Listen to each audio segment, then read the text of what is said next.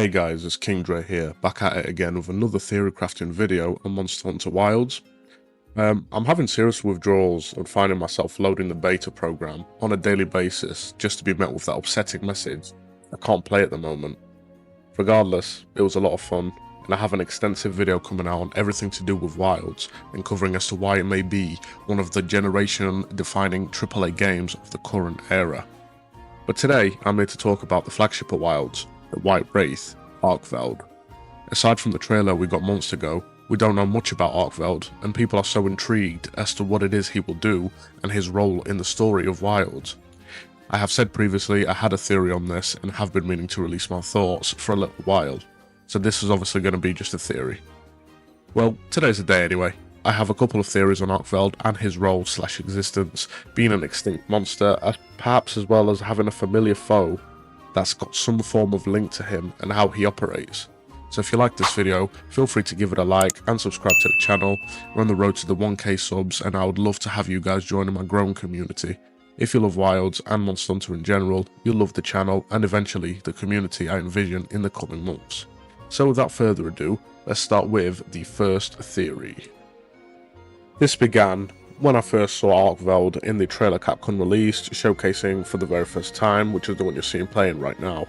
This may sound a little silly, but on one of the parts, you see him with the chains attached to him, and you see this very distinct purple glow, which had me thinking immediately, Gore Magala?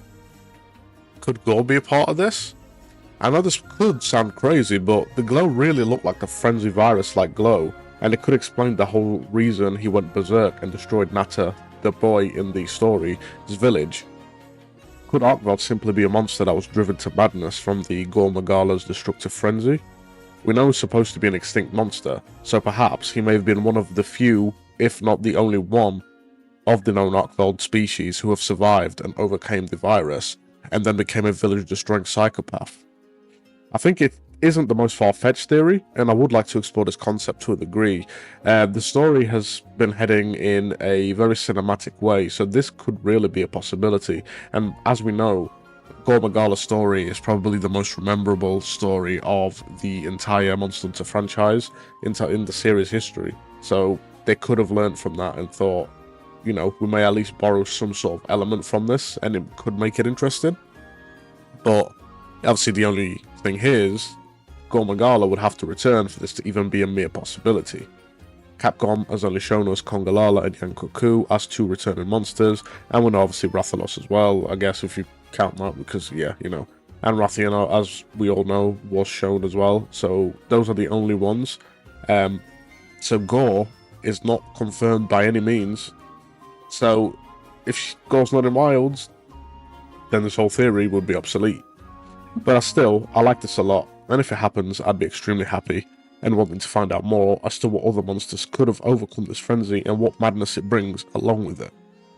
Also, just any reason to bring Gore into a game like this will always be supported by me, so either way, bring Gore, and Shagru too, of course.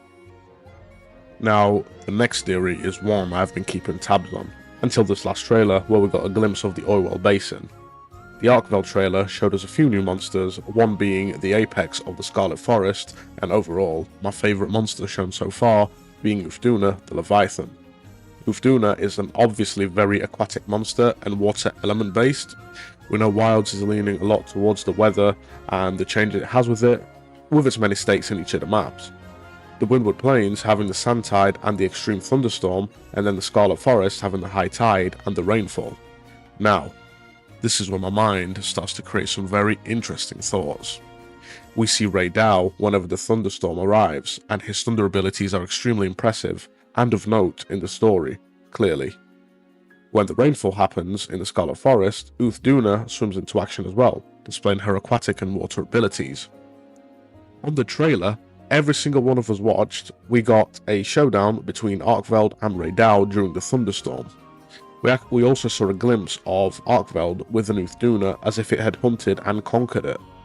Not only are these meant to show a tremendous level of power by heading into the Apex's regions, including Ray Dow's nest, which we know is basically his own arenas where his thunder abilities are amplified, but it has got me thinking, is Arkveld purposely trying to attack these Apexes?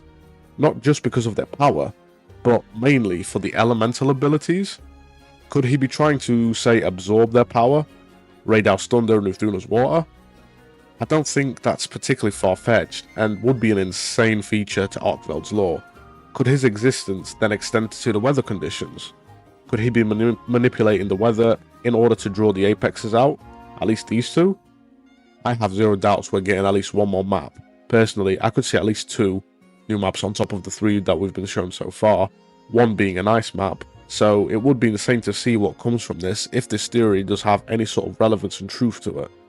We haven't seen him interact with the Black Flame as of yet, and the size difference here would be kinda crazy, but when we eventually slay the fiery octopus, maybe he could show up just like Nergigante and Iceborne with Sharish Valda once we took it down, and take some of the fiery goodness from the Black Flame, and then follow a similar pattern across the apexes of any unseen region, such as an ice map, should that be, of course, added to the game. After all, we've literally seen no Elder Dragons in this game, so the apexes would be the strongest contenders for him to essentially feed off. And based on how they all seem to have one glaringly obvious element, then this would be the stuff for dreams in terms of writing and lore for a monster, especially the flagship. So yeah, those are just my quick thoughts. Let me know what you think, if any of these 2 theories are interesting and any of them sound like something you could really get behind. As I've said, Gore hasn't been confirmed, and it was just in Sunbreak, so I'm not sure if they'd want him to return, but God, I hope so. I love Gore. Bashagor is one of my favourite of all time. I want him back so much, so please Capcom, do not let me down here. Anyway, like and subscribe for some more wacky theory and crafting videos, and let me know what you thought of this. I have some really interesting videos in the pipeline, so stay tuned for that. Like always, it's King Dre. Have a great day. I'll catch you on the next video. Peace.